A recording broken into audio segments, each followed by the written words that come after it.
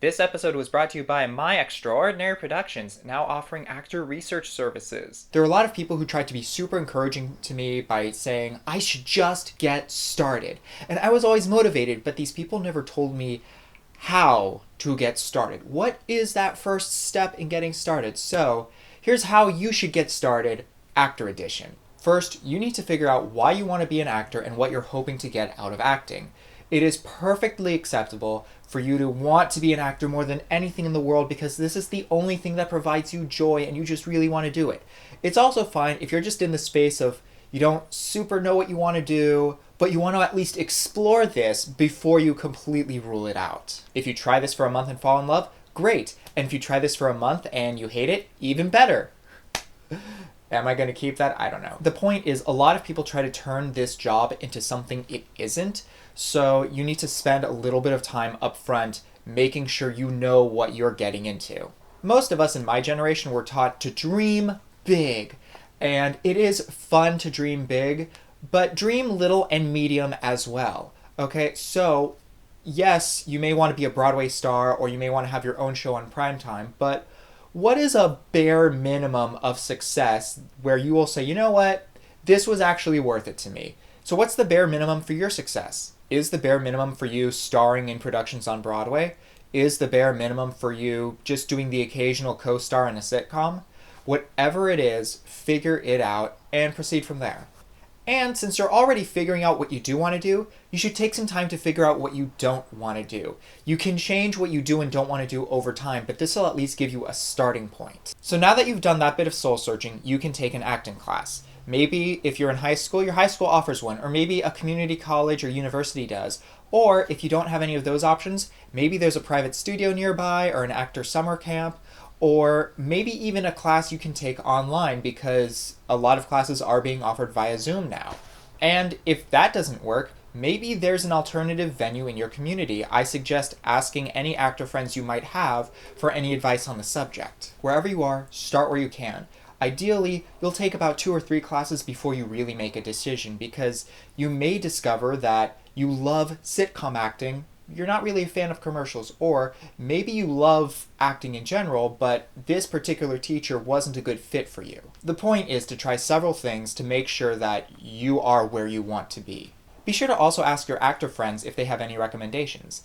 They might say something like, this school is really, really weird, but everyone who comes out of it books instantaneously. Or they might say, hey, you know what, this is kind of a vanilla flavor of schools. It's not very interesting or great or amazing, but it's always a pleasurable experience.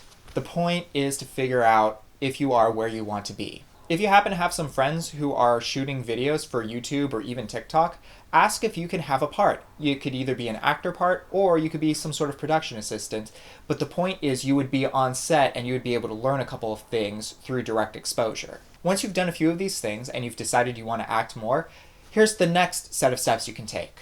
By this point, you probably know a little bit about how you would be cast. So now is time to really zero in on what your essence is.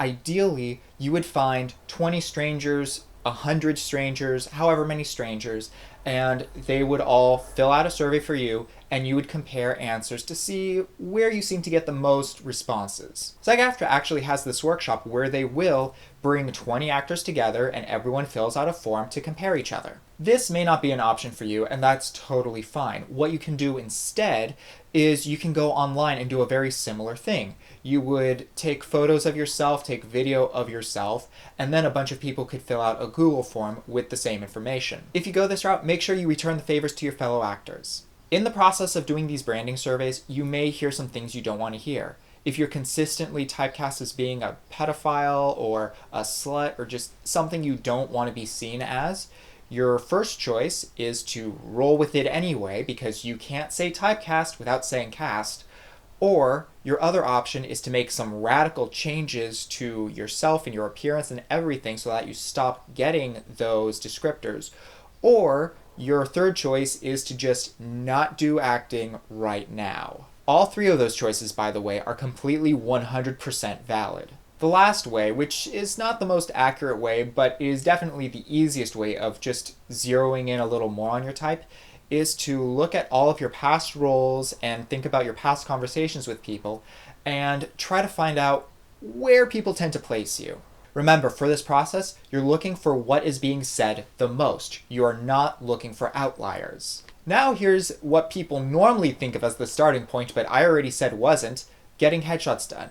You kind of have a sense of your type and your branding and all that stuff now, so you can use that information to plan out a handful of looks. Once you've planned out your looks, you can also decide if you want a hair and makeup artist involved.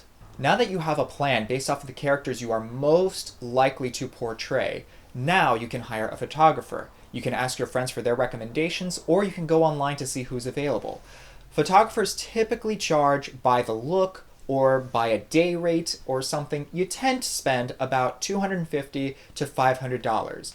Some photographers do charge more and some charge less, and there are reasons, but $250 to $500 is very standard. Be sure to ask your photographer what is included in their rates. Yes, the shoot itself is included in the rate, but maybe hair and makeup is included, maybe photo edits are included, maybe something else is included. Be sure to ask.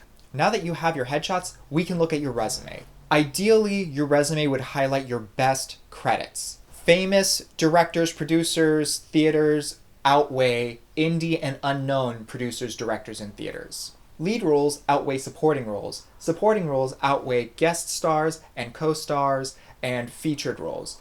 And all of those outweigh extra work and ensemble work. Finally, the roles that are 100% on brand for you outweigh the roles that, well, they gave them to you.